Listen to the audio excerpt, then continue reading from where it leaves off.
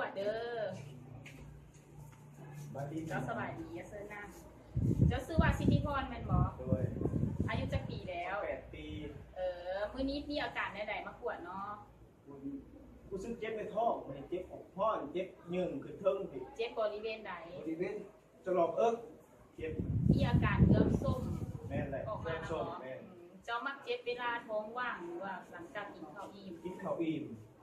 เป็นมาได้จักมื้อแล้วได้1 อาทิตย์แบบประมาณ1 อาทิตย์ส่วนหลายเจ้ากินอาหารประเภทใดแล้วเจ้าถึงเจ็บกินนี่กับประเภทเครื่องดองนี่ก็มักกินอยู่หน่อไม้ย่ามนี่ก็หน่อไม้ลายผมบอกเลยแม่น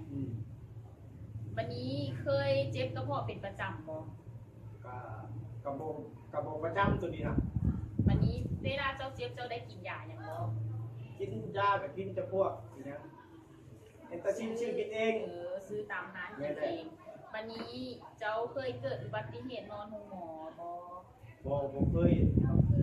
ยแพ้ยาอย่างบ่เคยแพ้ยา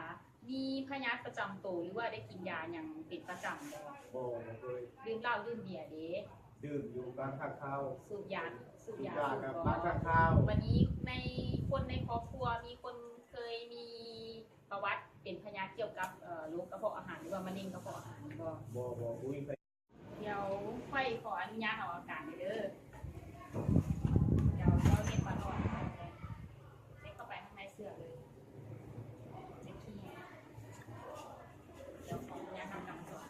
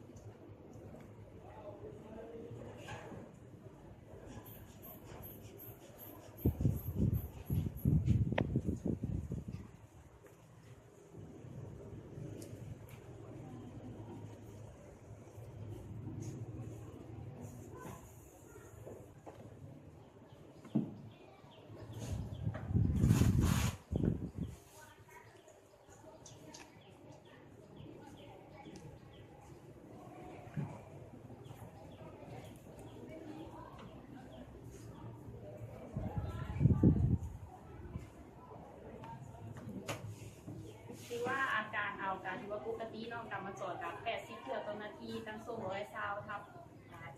70ผ่านจากการสอบถามประวัติและการสมทบต่ออาการเฮาคิดว่าเจ้าน่าจะเป็นพยาธิกรดไหลย้อนและเฮาจะจัดยาเพื่อให้เจ้ากินอยู่บ้านเด้อเดี๋ยวโอ้มีมาซื้ออันนี้เป็นยาโอเมกาโซนเขาจะให้ยู20 เม็ดให้เจ้ากินมื้อละ1 เม็ดก่อนเช้าหลังอาหารก่อนอาหาร1 ชั่วโมงเนาะและวิธีการต้องแยกตัวเองก็คือว่าให้เจ้านุ่งเครื่องหลงๆเนาะแล้วก็ให้ลดทอนเหล้าเบียร์ให้กินเหล้ากินเบียร์ช่วงนี้ลดทอนความเครียดเนาะแล้วก็กินอาหารเป็นเวลาเลี่ยงอาหารที่เป็นเครื่องดองหน่อไม้อาหารย่อยยากหลังจากกินอาหาร3 ชั่วโมงแล้วจึงได้นอนพักผ่อนเนาะบ่ควรกินอาหารแล้วนอนเลยจะเห็นให้เจ้าเจ็บตื่นจากนี้ให้คนคนเจ็บควรวิธีกินยาให้ฟังแน่อาหาร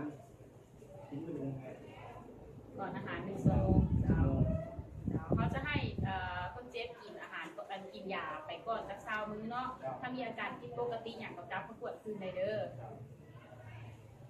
จะมีเนาะเจ้าคนกันหลาย